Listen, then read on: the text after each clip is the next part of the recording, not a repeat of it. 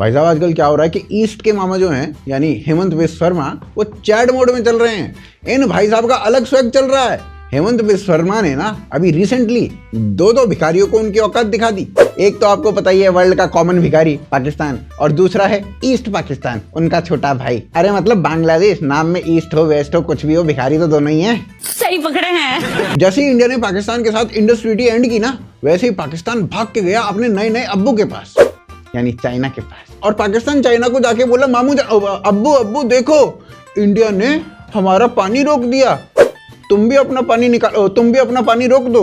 मतलब बेसिकली पाकिस्तान को ये लगा कि वो चीन को जाके बोलेंगे, इंडिया की शिकायत करेंगे, तो ना चीन भी इंडिया के साथ वही करेगा जो इंडिया ने पाकिस्तान के साथ किया है। मतलब चीन ब्रह्मपुत्र का पानी इंडिया आने से रोक देगा। लेकिन पाकिस्तान के इतना बोलने के बाद भी चाइना बोला होल्ड माई वायरस।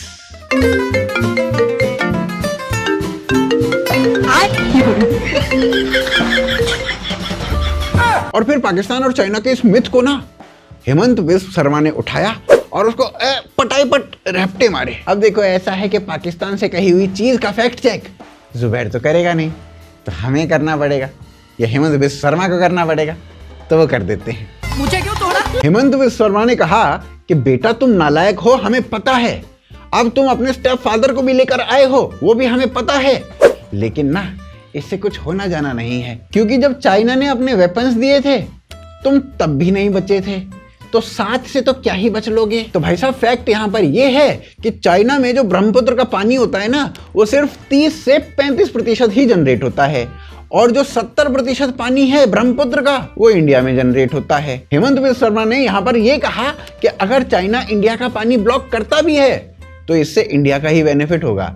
असम में जो बाढ़ आती है ना हर साल, वो बाढ़ इस बार आने से बच जाएगी, कर लो ब्लॉक।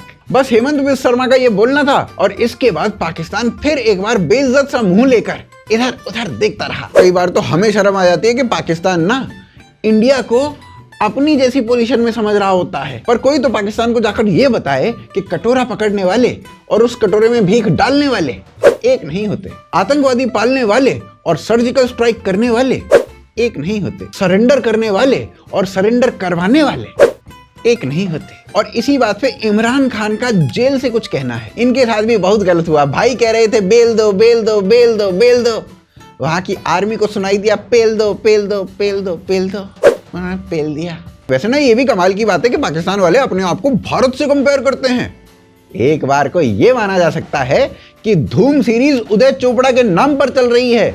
जॉन, ऋतिक, आमिर, इन सब का ना इसमें कोई लेना देना नहीं था, लेकिन पाकिस्तान इंडिया का कंपैरिजन भाई साहब ये कैसे मान लें। इसके बाद हेमंता ने ना ईस्ट पाकिस्तान यानी बांग्लादेश को पेल दिया। जब एक कटोरा पकड़े हुए देश के ऊपर सर्जिकल स्ट्राइक हो रही थी ना, तो दूसरा कटोरा पकड़े हुए देश उसके पेट में दर्द हो गया। यानी जब भारत पाकिस्तान को पेल रहा था ना, तो बांग्लादेश भारत को धमकी दे रहा था कि हम तुम्हारे स्टेट्स छीन लेंगे। वैसे ये भी कमाली की बात है कि भारत ने ही पाकिस्तान से इन बंगलुओं को बचाया था, और अब ये भारत को तोड़ने की बातें कर रहे हैं। अब थप्पड़ वप्पड़ नहीं मारे तुम्हें दो चार, पार्टी बदल लिया साला। ये कंगलू बेसिकली कह रहे हैं कि भारत का ना एक चिकन नेक है, चिकन नेक, उस चिकन नेक को काट के हम भारत को काट देंगे और उस वाले रीजन को ना अपने में मिला लेंगे। क्या रे शेख चिल्ली, कैसे कैसे सपने देखता है रे तू। और इधर से हेमंत बिस्व शर्मा वो अलग चैट मोड में थे। उन्होंने कंगलुओं को बताया कि बेटा देखो ऐसा है कि हमारे पास तो एक चिकन नेक है, तुम्हारे पास तो दो हैं।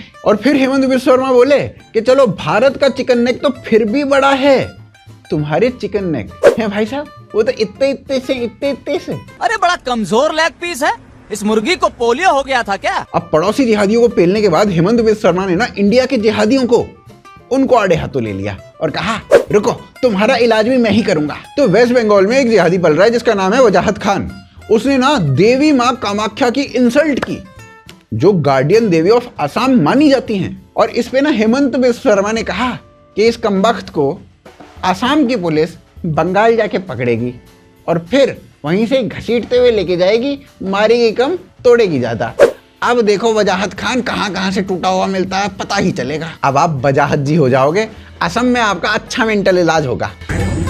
A case has been registered against him, so our police will go to West Bengal and will request government of West Bengal to hand over him to Assam.